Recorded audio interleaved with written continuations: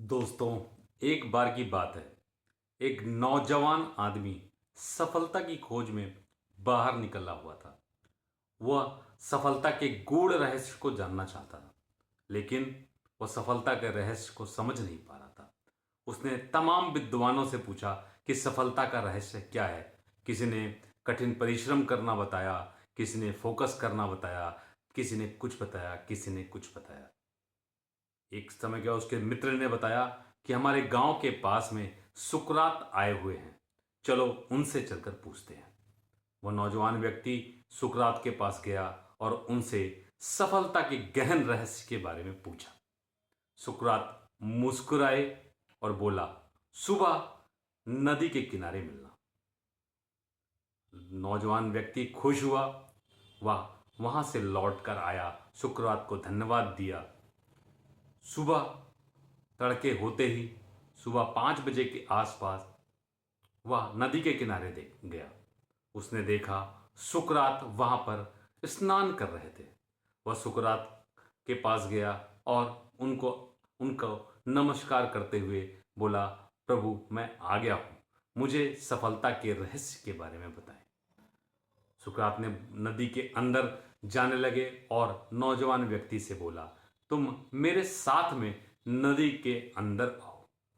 नदी के अंदर वो आगे बढ़ते रहे और वह नौजवान व्यक्ति भी उनके साथ साथ आगे बढ़ते रहे। जैसे ही नदी का पानी गर्दन तक आता है, सुकरात अपने मजबूत हाथों से उस नौजवान व्यक्ति के गर्दन को पकड़ते हैं और पानी के अंदर डुबा देते हैं। वह नौजवान व्यक्ति के गर्दन को इतने कसकर पकड़ते हैं कि उसका शरीर नीला पड़ना रहता है। वो तब तक वो बहुत छटपटाता है, लेकिन सुकरात उसको नहीं छोड़ते हैं। जब वो देखते हैं कि उसका गर्दन नीला पड़ गया, अब वह किसी भी वक्त मूर्छित होने वाला है या मरने वाला है, सुकरात उसको छोड़ देते हैं, उसकी गर्दन को छोड़ देते हैं। वो जैसे ही बाहर आता है, गहरी गहरी सांसें लेता है। सांसें लेने के बाद में जब सांसें उसकी नॉर्मल स्टेज पे आती हैं, तो वह सुकरात से पूछता है, मैंने आपसे सफलता के रहस्य के बारे में पूछा था, आपने तो मुझे जान से मारने की कोशिश की, ऐसा क्यों? सुकरात ने बोला, जब मैं तुम्हें जबरदस्ती पानी के अंदर अपने हाथों से दबा के रखा हुआ था, तो तुम्हें सबसे ज्यादा किस चीज की जरूरत महसूस हो रही थी? नौजवान व्यक्ति ने बताया कि मुझे सांसों की जरूरत थी। सुकरात ने यहां पे बोला, जिस तरह से तुम्हें इस समय सांसों की जरूरत थी, वैसे ही जब भी तुम्हें सफलता पानी हो, तुम्हें जिस दिन उस चीज की जरूरत होगी, सफलता तुम्हारे हाथों में होगी। नौजवान व्यक्ति यह सुनकर उसकी समझ में आ गया कि आखिर क्या सुकरात कहना चाह रहे हैं। सुकरात की बातों को सुनकर वह मुस्कुराया और उसने बोला, प्रभु मेरी समझ में आ गया है कि आप कहना क्या चाहते हैं।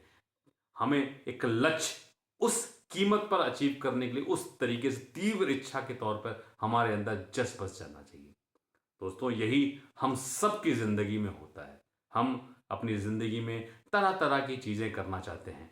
कभी हम साइंस बैकग्राउंड एजुकेशन की अगर हम बात करें, कभी हम साइंस की तरफ आगे बढ़ना चाहते हैं, कभी हम आर्ट्स की तरफ आगे बढ़ना चाहते हैं, कभी हम कॉमर्स की तरफ बढ़ना चाहते हैं, कभी हम आईएएस बनना चाहते हैं, कभी हम डॉक्टर बनना चाहते हैं, कभी हम इंजीनियर बनना चाहते हैं। ये तो पढ़ाई की बात हुई।